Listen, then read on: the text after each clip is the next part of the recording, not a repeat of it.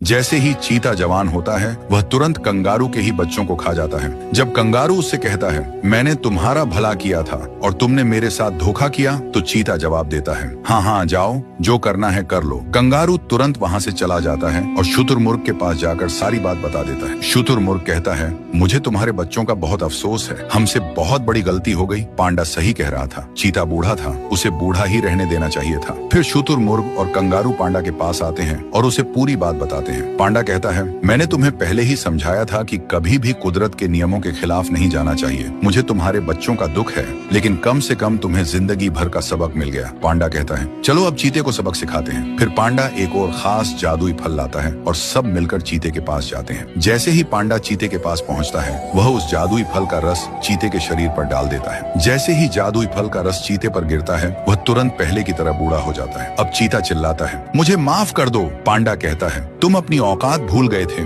और जो अपनी औकात भूल जाता है वह भलाई करने वालों को भी नुकसान पहुंचाता है। इसीलिए अब अपनी औकात में ही रहो।